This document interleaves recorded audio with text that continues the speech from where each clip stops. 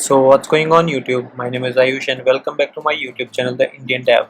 So guys, this video is going to be very exciting because in this video we are going to communicate from child to the parent component, and that is again a good thing to know, because in the React.js development you will definitely doing this, because we are going to break the UI into many smaller components, and at that time it is very much needed or very much necessary to know that how I can pass the information and or how I can communicate from a child component to the parent component.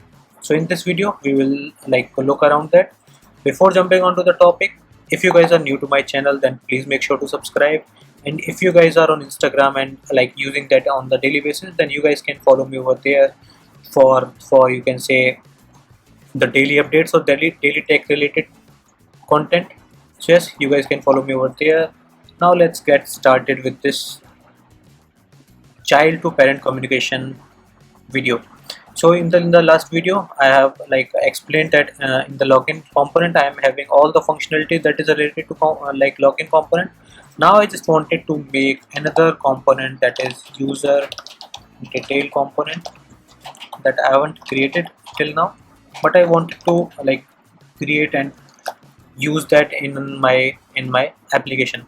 So for that user detail component, as the name suggests, this will be responsible for creating the or showing the user details to the browser or the user interface.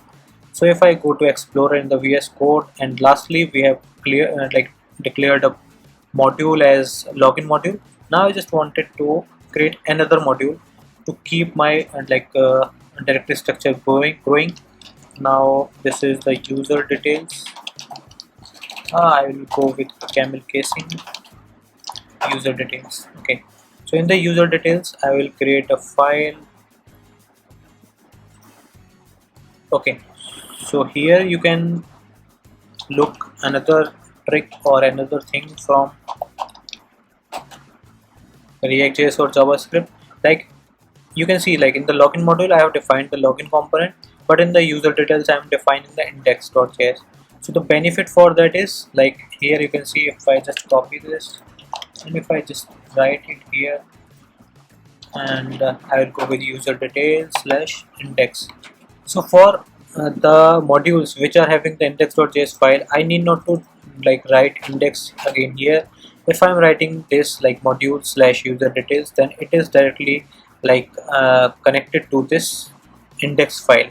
So if I'm not declaring any file after that, then it will look for the index file in this particular directory. And again I will name this as my user detail component, and in the user detail components I'll be writing the functional component, that is again the user detail component, the arrow function, and I'll be exporting this as default.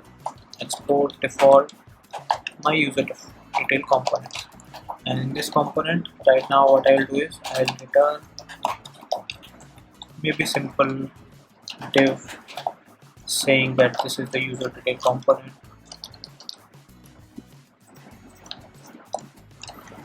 Yeah, now you can see that this is the login component and this is the user details component, and here you can see that user details component is completely visible on the UI. And yeah, so we have achieved this. Now what I wanted to do is whatever the data that is available in my this user login component, I just want that if I click on login, then this information should be visible in my user details component.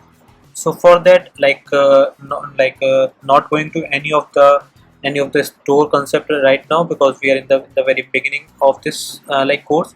Later on the part we will work with the context API. We can work with the React Redux library. That is again a powerful tool for managing the state. But right now what I wanted to do is I just wanted to make the communication from child to the parent component. So let's see how I can achieve that in the login component. I'm having this information on the login button. I was just clearing up the state. Now you can consider that as the API call, that I am making some API call because I'm sending the data from this component to some other component, or yes. So what I need to do is, I just need to, like, if I'm sending some data from login component to this app component, then I need something to hold that data. So what I will do is, I will declare a state using the use state react hook. That can be the user info. The update method should be update user info. So if you guys are like not comfortable with this like use state, then you can go and watch the video on the use state react hook, or you can follow the guide from the Indian Dev on Instagram for using the react hooks. So yes, this is the user info, and this will be the update user info method. So like, as our login component will be responsible for updating our information in here. So what I can do is, I can pass this method update user info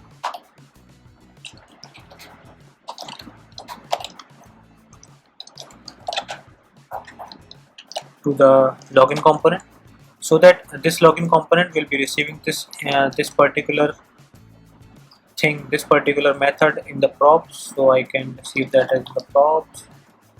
And on the API call, what I can do is, I can simply write props dot update user info, that is available in my parent component, and I'll be passing this username and the password. Okay. Now let's see how it's gonna work, or how it's working. I'm going to inspect option of my browser. In the inspect option, I'm going with the React developer tools. So here you can see that app component is the parent component and login component is the child component. And like, this is the same form that I was working in the previous video. So if you like, if you are having any confusion in the code structure or any functionality of this form, that is a pretty small form that you can have a look in my previous video that was working with the form. So yes, now let's get to the topic. Like, in the login component, I am having the state as username. Now I'm having my password like Ayush at 123. Now on the login click, what I've done is, on the login click, I am consoling the data on the console log, and I am sending my information to the app component. So right now, in the app component, the state that I have declared as user info is initialized with the empty object. Now after clicking on login, this state should be updated because I have passed this update user info method to the login component. Now let's see if that's happened or not. Yes, so here you can see that in the app component, the state is updated to username and the password that we have received from the login component. So boom guys, here you can see that we have achieved the, you can say, the communication from child component to the parent component. The information that is available to the child, that is like sent to the parent component, and that is available in this particular state, that is user info. So yes, like, now it is pretty simple. I can make use of this particular user info in the user details component, and that I will be receiving here as props. And here I can write the information like my username is, that I will receive from props dot username. Maybe I can use some paratext, and I can write that here.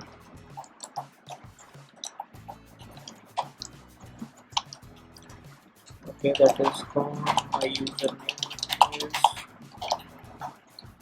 props dot username, and similarly I'm having my password is again the password. So this way, let's see that if my information, my username or my password is visible or not. And yes, I can do like one more thing here. If my username is available, then only I need to show this particular paratag. So I will write it as, if my username is available, then only show this paratag. So here you can see that this parent tag is not visible on the UI. Only my password field is visible. For the password field, I will do the same thing, and this time I will check for password. If my password is visible, then only I need to show this information. So if you can, if you guys can like analyze, if you guys can analyze the thing what's happening here, so I can like simply demonstrate that over here in the this part. So let's have a look. Like, we are having this app component. In that app component, I am having two different components. Like one is the simple login component, and another one is the user detail component, right? That you can simply relate that this is the login component and this is the user detail component that is like right now not visible because any of the condition is not true. So like I will just consider that what's happening here.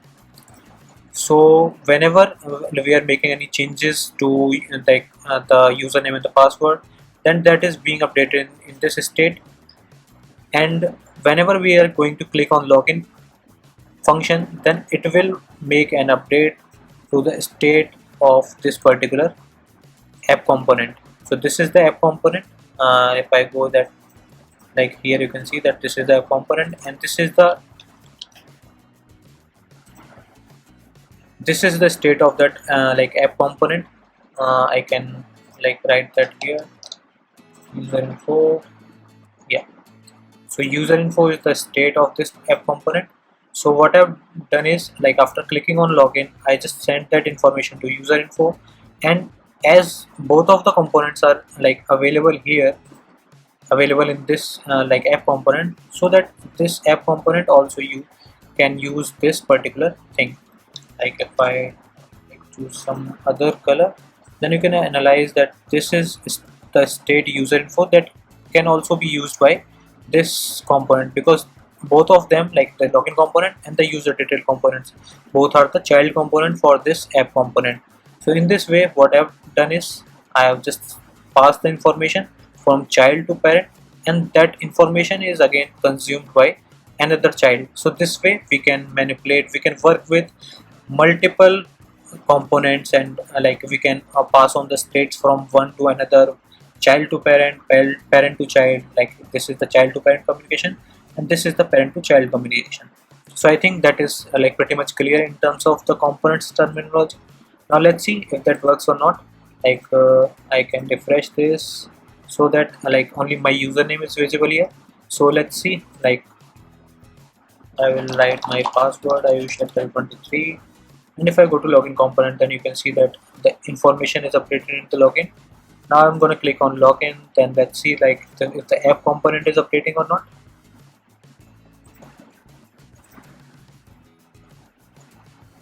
So boom guys, here you can see that this like username and the password is updated to this app component. Okay, so the mistake that I have done here is I haven't passed this the value of this user info field. Now you can see like if the information is there, let me refresh. 323, this is the password. Now if I'm gonna click on this login button, app component should be updated. App component is updated, but the user info is not like visible in the user detail components. Let's see like what is happening over there. Okay, so what I've done is I was like directly calling this like username, like I was directly working with this username and password. Now what I can do is I can simply use the restructuring from the user info, username and the password, or simply what I can do is I can simply replace this props with props.userinfo.password. So now this is pretty clear. If in the username is available, then only the user detail component will show this tag. Now let's see again, set that 1 to 3, and in the components I will go again the component. I have clicked on login.